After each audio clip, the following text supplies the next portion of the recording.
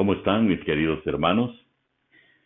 En la enseñanza anterior nos enfocamos a hablar del libro de Efesios del capítulo 6, precisamente de la armadura de Dios. Y exponíamos los aspectos introductorios para esta estructura que Dios ha dejado establecida precisamente, ¿sabe para qué? Para que nosotros podamos resistir los ataques del enemigo. En la enseñanza anterior les mostraba a ustedes que la carta de Efesios tiene 13 capítulos en los cuales Dios nos muestra lo que Él ha hecho por nosotros, incluida la salvación en Cristo Jesús. En los capítulos 4 en adelante, nos enseña cuál es entonces la obligación nuestra como hombres convertidos, redimidos, favorecidos por lo que los primeros 3 capítulos enseñan. Y en el capítulo 6 nos muestra los elementos que Dios nos da para que podamos defendernos. Y esa parte se llama la armadura de Dios. ¿Qué es lo que Dios nos suministra para que podamos defendernos? Por definición sabemos que la armadura se le da ese nombre genérico a cualquier elemento que nos sirva para defendernos en un conflicto bélico, que nos defienda contra la espada, contra el golpe y contra cualquier razón que en ese momento se pueda llevar en ese conflicto.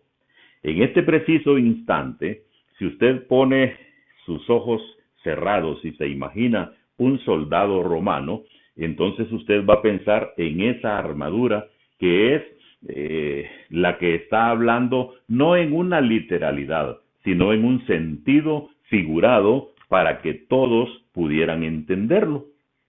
Por eso empieza en el verso 10, por lo demás, hermanos míos, fortaleceos en el Señor y en el poder de su fuerza. O sea, la armadura no es las cosas que nosotros tenemos, no, hermano. Es lo que Dios provee. Por eso dice, fortaleceos en el Señor. ¿Cómo nos fortalecemos en el Señor? Bueno, con el conocimiento de la palabra, con la oración, con la comunión, con todo aquello que nos lleva a crecer espiritualmente.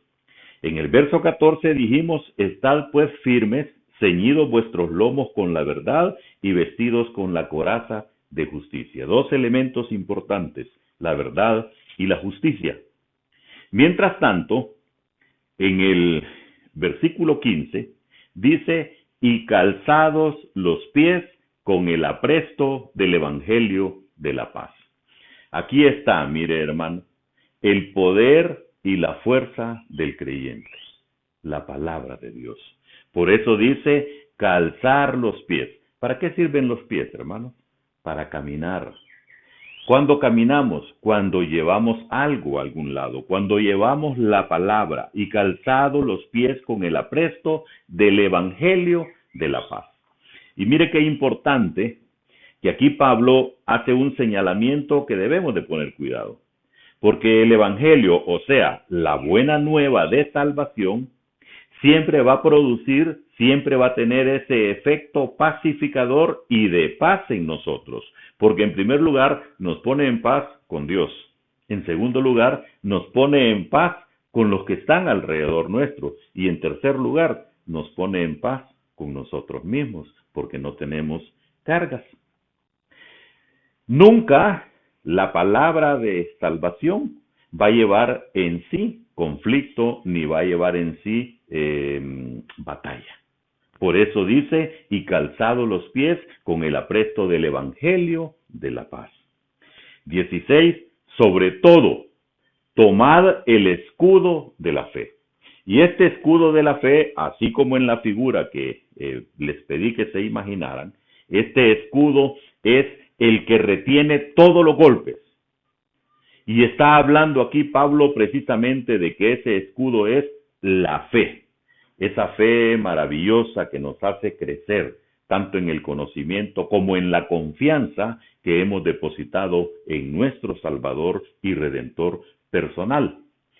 Termina diciendo el versículo 16, con que podáis apagar todos los dardos de fuego del maligno. ¿Por qué es importante la fe entonces? Porque esta forma un escudo.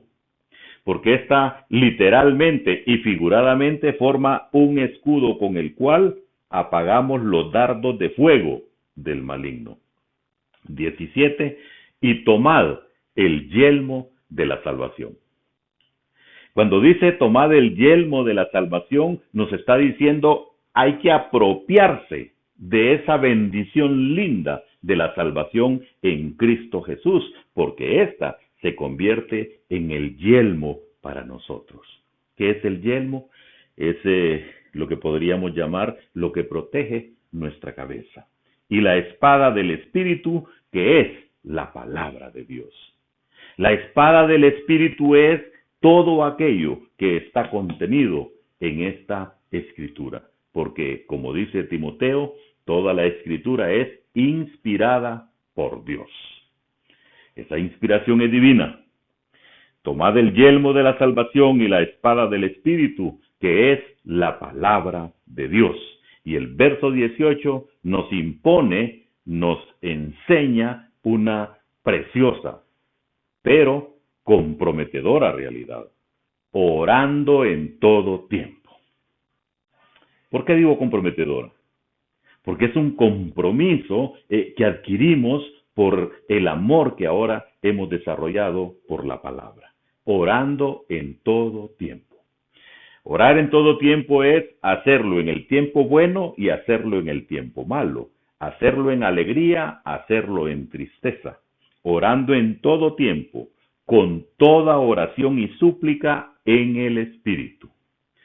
Qué bonito cuando Pablo nos enseña a orar, a clamar, a presentarnos a Dios tal cual somos, necesitados de su auxilio, entendiendo que solo Él tiene el poder para hacerlo.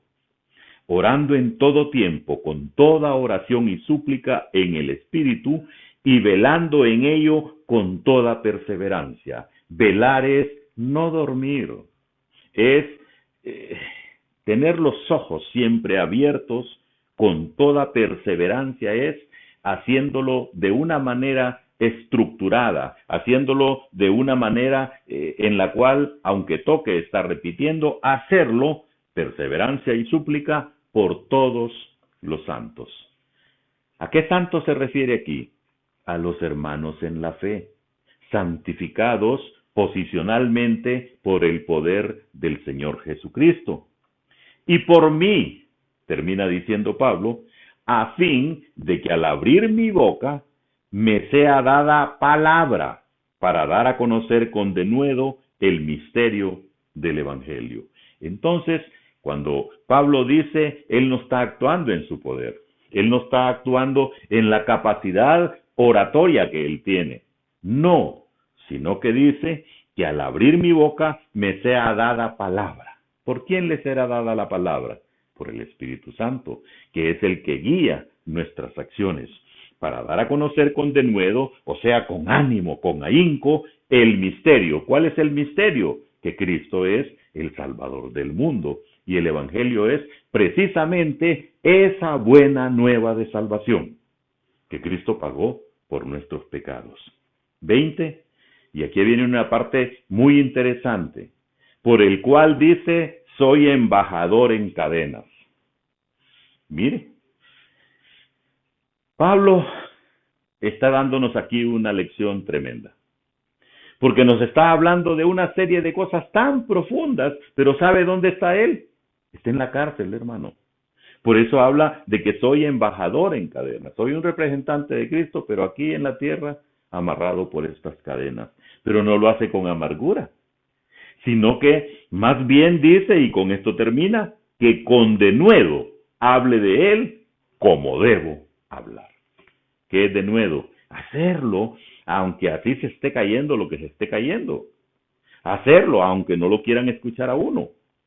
hacerlo con denuedo, que con denuedo hable de él como debo de hablar, como me es impuesto, como me es necesario. Quiera Dios, hermanos, que nosotros también estemos siendo impulsados, motivados por la misma razón por la cual Pablo es motivado. Porque nos hemos impuesto eso y porque debemos de hacerlo. Vamos a orar. Gracias Dios por este momento. Gracias por esta enseñanza. Hoy Dios queremos darte gracias por la salvación que has provisto para nosotros a través de Cristo Jesús y suplicarte en ese mismo nombre que sigas bendiciendo a nuestros hermanos, al cuerpo pastoral de la iglesia, a aquellos que aún no han hecho una decisión, que tu Espíritu Santo pueda estar trabajando con ellos. Gracias Dios por lo que has hecho. Lo hacemos con gratitud en el nombre que es sobre todo nombre, el nombre de Cristo Jesús. Dios les bendiga, mis muy queridos hermanos.